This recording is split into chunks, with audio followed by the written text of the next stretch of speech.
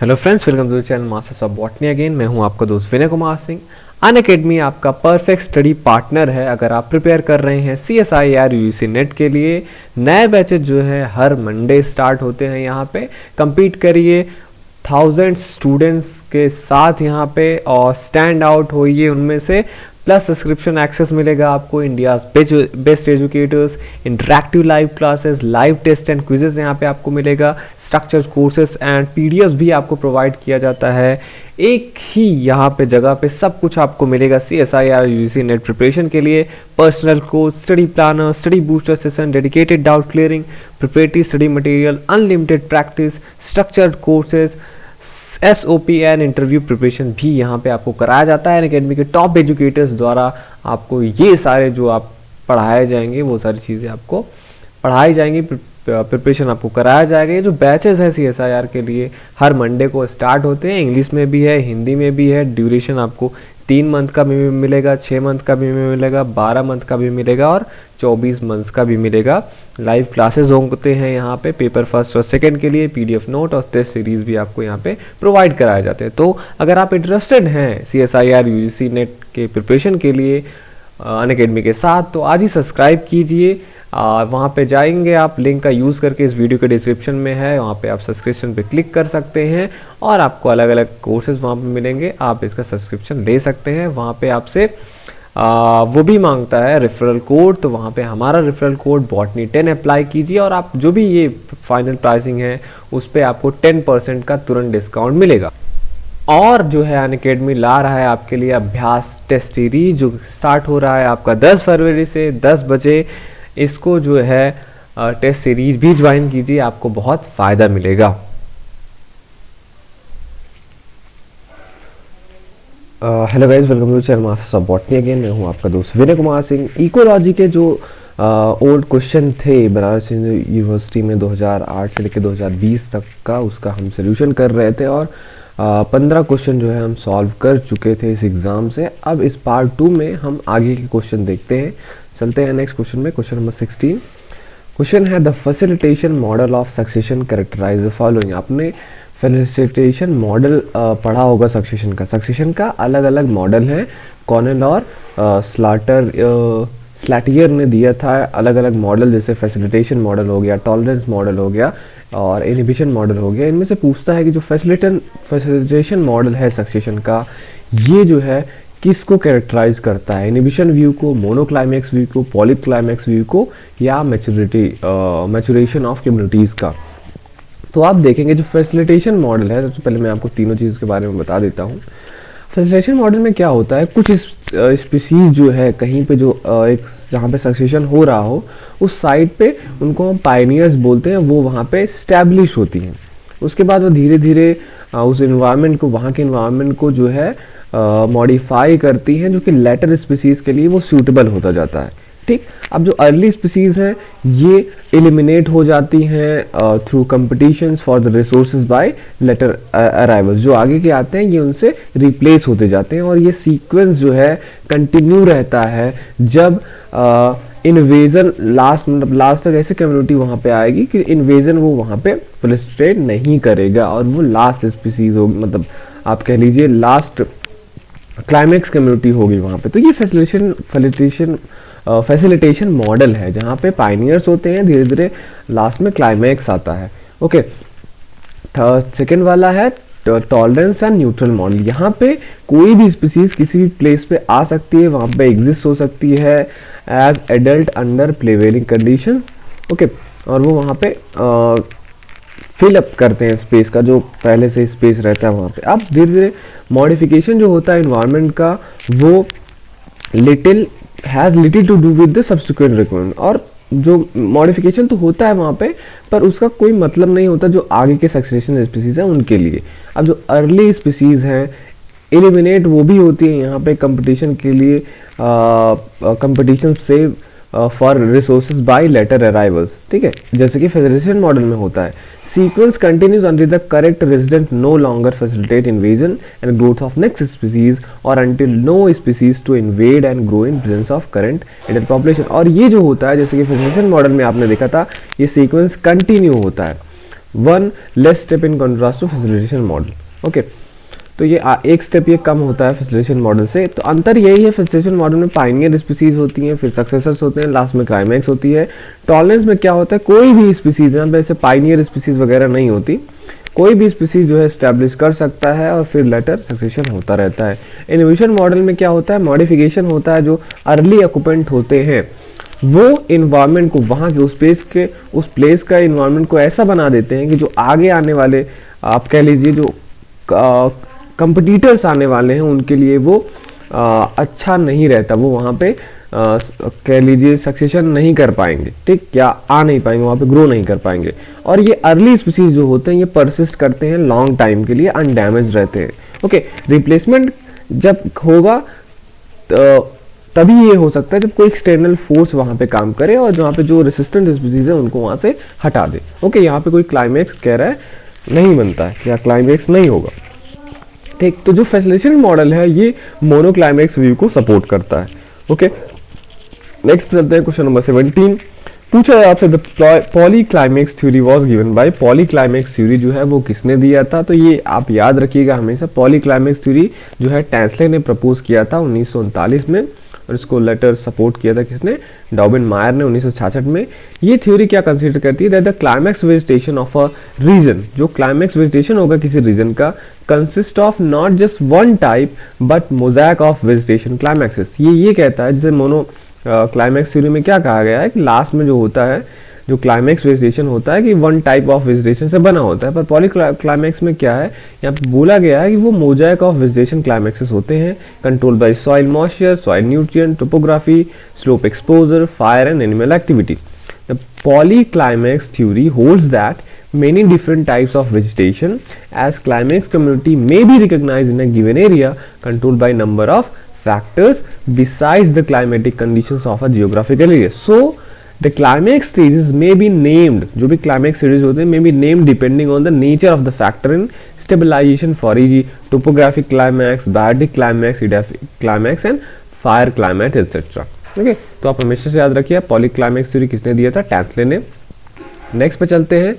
In ecology, the facilitation, tolerance and inhibition models are concerned with। अब पूछा है ecology में जो आप फैसिलिटेशन, टॉलरेंस और इनहिबिशन मॉडल्स पढ़ते हैं, ये मॉडल्स किसके लिए हैं, तो मैंने आपको अभी बताया ये जो फैसिलिटेशन मॉडल है, टॉलरेंस मॉडल, इनहिबिशन मॉडल्स हैं, ये किससे रिलेटेड है, सक्सेशन से रिलेटेड है। ओके, तो सक्सेशन जो किसने दिया था, ये मॉडल किसने दिया था, कॉनन और स्लाटियर ने। ओके, क्वेश्चन नंबर 19 पे आते हैं। इन एन इकोलॉजिकल सक्सेशन, फिर से सक्सेशन से रिलेटेड ये क्वेश्चन है। In an ecological succession the process by which migrants establish themself in a new place is known as. कह रहा है जब इकोलॉजिकल सक्सेशन होता है उसमें एक प्रोसेस होता है जिसमें जो माइग्रेंट्स होते हैं वो अपने आप को स्टैब्लिश करते हैं न्यू प्लेस पे, इसको क्या बोलते हैं, न्यूडेशन, माइग्रेशन, इकेसिस या एग्रीगेशन।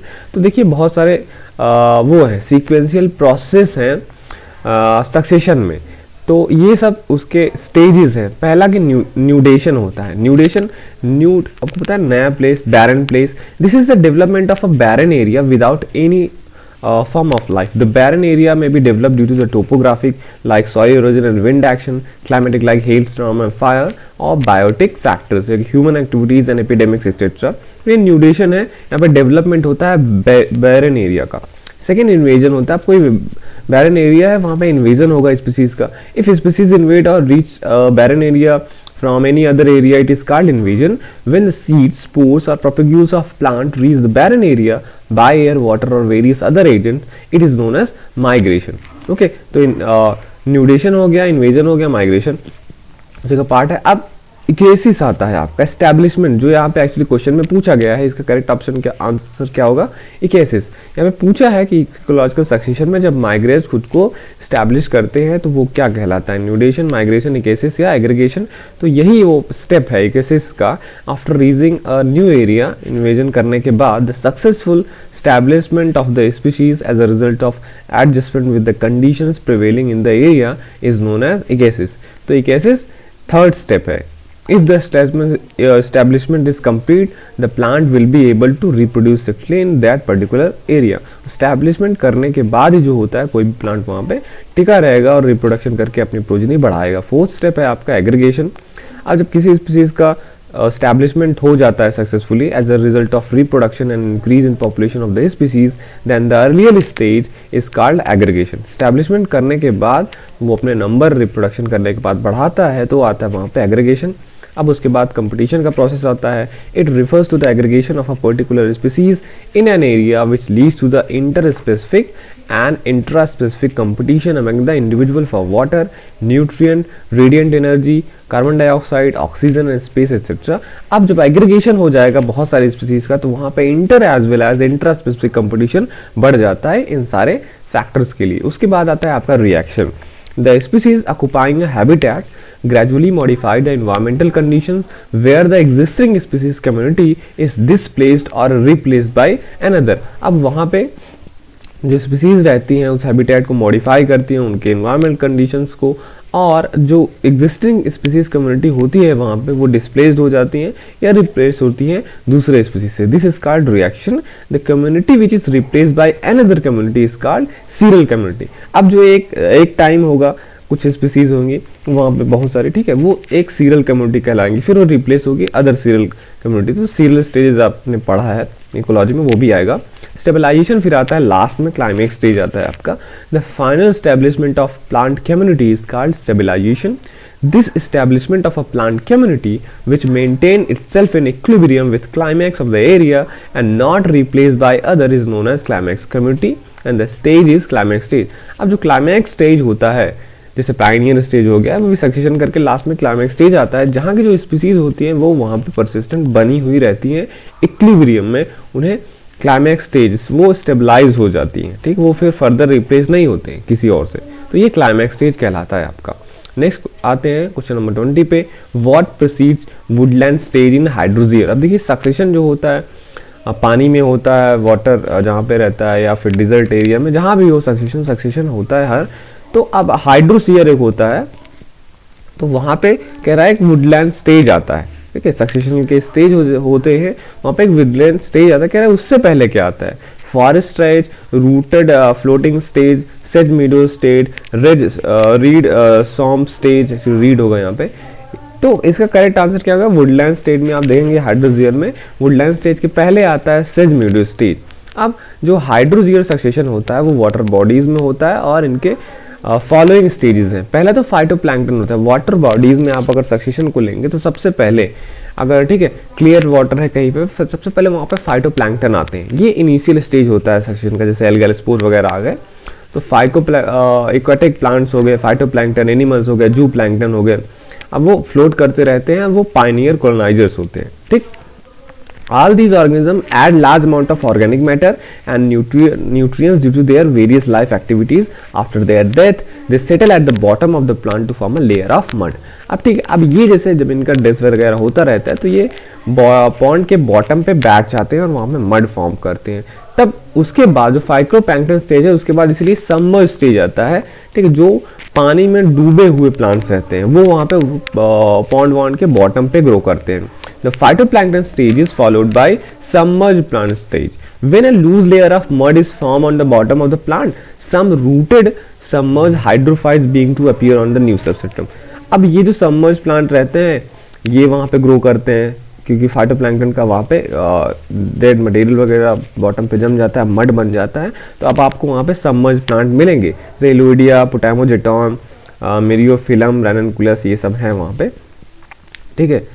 ये सब हो गए। वैसे इसमें से बहुत सारी चीज़ें तो कुछ कुछ ही प्लांट वो हैं यहाँ पे मतलब करेक्ट, बाकी सब थोड़ा सा गलत लिखा हुआ है। सेरेटोफिलम, वेलिसिनारिया, कारा एक्सेट्रा ट्रू है, सबमर स्टेजेस है। थर्ड आता है इसके बाद, जब सबमर स्टेज क्रॉस हो जाता है तो फ्लोटिंग स्टेज आता है, ठीक, जहाँ पे जो प्लांट क्या रहते हैं फ्लोट करते हैं, उनका रूट तो नीचे रहता है मड से लगा हुआ पर वो ऊपर प्लांट के सरफेस पे ग्रो करते रहते हैं, ठीक है। अब धीरे धीरे ये प्लांट क्या होता है, ऑर्गेनिक मैटर पॉन्ड में बढ़ता हुआ जाता है। समर स्टेज था ये भी, और ऑर्गेनिक मैटर बढ़ाते हैं, उसके बाद फ्लोटिंग स्टेज आ जाता है, फ्लोटिंग स्टेज में प्लांट का, ठीक, उसके बाद रीड स्वैम्प स्टेज आता है, जब ज़्यादा वो हो जाता है, when the ponds and lakes become too shallow, उसके बाद ये इतना ऑर्गेनिक मैटर उसमें हो जाता है पूल में या लेक्स में कि वो पानी का क्या होता है, डेप्थ कम हो जाता है। तब उसके बाद फ्लोटिंग प्लांट जो होते हैं उसके बाद ये आते हैं रीड और स्वैम्प स्टेजेस वाले, ठीक। यहाँ पे क्या होता है, एम्फीबियस प्लांट आते हैं जो थोड़ा सा कम पानी में रह लें, बाहर भी थोड़ा सा मिट्टी विट्टी में भी रह लें, तो वहाँ पे रीड स्वैम्प स्टेजेस आते हैं, ठीक, जहाँ पे वो successfully aquatic as well as aerial environment के लिए बेस्ट होते हैं। इसके एग्जांपल है Bothriochloa, Typha, Phragmites etcetera. Reed swamp stages के बाद आते हैं आपके सेज मार्श और मीडो स्टेज आपका आता है, ठीक। अब जो ये जो फिलिंग प्रोसेस है, वहाँ पे मार्सी सॉइल का कंडीशन बन जाता है, वहाँ पे ड्राई होने लगता है, ये जो प्री एग्जिस्टिंग प्लांट कम्युनिटी थे उसकी वजह से। Now the plants will adopted to new habitat began to appear in pre existing community in the mix stage. Important plants that are well suited to marshy, अब marshy वहाँ पे habitat होता है, मतलब पहले तो थोड़ा सा शैलो वाटर भी था, अब मार्शी हो गया, ठीक है। यहाँ पे ये साइप्रेसी और ग्रामिनी के प्लांट से भर जाते हैं, जैसे सेज हो गया, कारेक्स, रश हो गया, जंकस के स्पीसीज को बोलते हैं, थेमेडा, आयरिस, डाइकेंथियम, एरियोफोरम, सिम्बोपोगॉन, कैम्पानुला, मेंथा, कैल्था, गैलियम, टिक्रियम, सिसुटा एटसेट्रा, ये इन्वेडर्स है मार्सी एरिया के। अब इसके बाद आता है, देखिए ये पूछा गया था वुडलैंड स्टेज के पहले क्या आता है, इसके बाद आता है आपका woodland stage. At the beginning सब shrub and later medium size tree जब आ जाते हैं, इसके बाद मार्शी एरिया जब स्टार्ट हो जाता है, फिर कुछ श्रब या मीडियम साइज ट्री वहाँ पे ग्रो करने लगते हैं, ये जो स्टेज है वुडलैंड स्टेज कहलाता है। ओके, तो प्रोमिनेंट प्लांट कौन कौन से हैं यहाँ के इस स्टेज के, ब्यूटिया जॉन, acacia, cassia terminalias, salix and cephalanthus etcetera. अब लास्ट में आता है आपका क्लाइमैक्स फॉरेस्ट। वुडलैंड स्टेज के बाद आपका क्लाइमैक्स फॉरेस्ट आता है। After a very long time the hydrosphere में lead to development of climax vegetation as the level of soil is raise much above the water. अब जो सॉइल का level होता है वो वाटर के लेवल से ज़्यादा ऊपर उठ जाता है by progressive accumulation of humus and soil particles. The habitat become drier and certainly well aerated. अब जो हैबिटेट वहाँ का होता है ड्राई हो जाता है और एरेशन भी वहाँ पे अच्छा रहता है। In such a habitat well adapted, self maintaining and self reproducing, nearly stable and uniform plant community consisting mostly of woody trees develop in the form of mesophytic forest। अब वहाँ पे mesophytic forest develop हो जाता है जो आपका climax stage होता है। तो यहाँ पे यही क्वेश्चन था आपका कि वुडलैंड स्टेज के पहले कौन सा स्टेज आता है, तो आप क्या बोलेंगे, सेज and meadow stage. Okay, next question हम देख लेते हैं, question number 21। Climax stage is predominantly characterised by. Climax stage में जो होता है, कह रहा है क्या प्रीडोमिनेंटली रहता है, हाई, वहाँ पे हाई एंट्रोपी रहेगा, K selection type species is broad niche specialization और ओपन न्यूट्रिएंट साइकिल। तो क्लाइमैक्स स्टेजेस में आप देखेंगे, अगर आपने आर और के सिलेक्शन टाइप स्पीसीज पढ़ा होगा, तो जो क्लाइमैक्स कम्युनिटी होता है वहाँ पे आपको मैंने अभी ही बोला कि वहाँ पे स्टेबल पॉपुलेशन होते हैं जो रिप्लेस नहीं होते हैं। They tend to produce relatively low number of offspring, however individual offspring tend to be quite large in comparison to r selected communities और स्पीसीज। तो के सिलेक्टेड जो स्पीसीज रहते हैं वो स्टेबल होते हैं, जैसे ट्रीज वगैरह हो गए, ये सब आपके के सिलेक्शन टाइप स्पीसीज में आते हैं। तो क्लाइमैक्स स्टेजेस में आपको यही मिलेंगे, तो इसीलिए ऑप्शन आपका यही सही होगा। क्वेश्चन नंबर 22 पे आते हैं। जे shaped population growth curve is not found in. आपसे पूछा है कि जो जे शेप्ड का पॉपुलेशन ग्रोथ कर्व होता है इसमें से किस पे में नहीं मिलेगा, हाउस फ्लाई में, कैशिया टोरा, एलिफेंट या आर सिलेक्शन टाइप स्पीसीज। तो जो जे पॉपुलेशन ग्रोथ कर्व होता है, जे शेप्ड पॉपुलेशन ग्रोथ कर्व का मतलब होता है, यहाँ पे आप इस ग्राफ से देख सकते हैं, ये पॉपुलेशन डेंसिटी है, इधर इस एक्सिस पे, वाई एक्सिस पे, इधर टाइम है। तो जो पॉपुलेशन डेंसिटी होती है ये जे शेप्ड कर्व कहलाता है और ये एस शेप्ड, ठीक है, सिग्मोइड से बोला जाता है। जो जे शेप्ड का कर्व होता है उनका ग्रोथ एक्सपोनेंशियल होता है टाइम के साथ साथ, ठीक है, पॉपुलेशन डेंसिटी एक्सपोनेंशियल बढ़ता जाता है। वहीं जो सिग्मोइड होता है उसमें कैरिंग कैपेसिटी वगैरह का कॉन्सेप्ट होता है कि वहाँ पे जो वहाँ का इकोसिस्टम है उस एरिया में कुछ नंबर में ही वो स्पीसीज वहाँ पे रह सकता है, तो वहाँ पे नंबर लिमिट रहता है। पॉपुलेशन डेंसिटी क्या होती है, लिमिटेड होती है कि उससे ज़्यादा नहीं हो सकते, ठीक। तो जो जे शेप में आप देखेंगे, हाउस फ्लाई में आपको ये मिलेगा, कैशिया टोरा में आपको ये मिलेगा, आर सिलेक्टेड जो स्पीसीज होते हैं उनमें आपको मिलेगा, पर यहाँ पे जो एलिफेंट दिया हुआ है उनके लिए ये कर्व अप्लाई नहीं होता है। ओके, तो ये था आपका 22 तक के क्वेश्चन। नेक्स्ट पार्ट में मैं इसके और आगे के जो क्वेश्चंस हैं इकोलॉजी से रिलेटेड वो मैं सॉल्व करूंगा, तो आप वेट कीजिए पार्ट 3 के लिए, उसमें इससे आगे के जो भी क्वेश्चन आए हुए हैं वो मैं सॉल्व करूंगा। इकोलॉजी आपको पता है कि बनारस हिंदू यूनिवर्सिटी में सबसे बड़ा पोर्शन है जहाँ से सबसे ज़्यादा आज तक के क्वेश्चन पूछे गए हैं। तो उसमें बहुत सारे क्वेश्चन हैं, तो सारे का सोल्यूशन मैं दूंगा आपको बने रहिए हमारे साथ। मिलता हूँ मैं आपसे नेक्स्ट वीडियो में। Thank you for watching this video.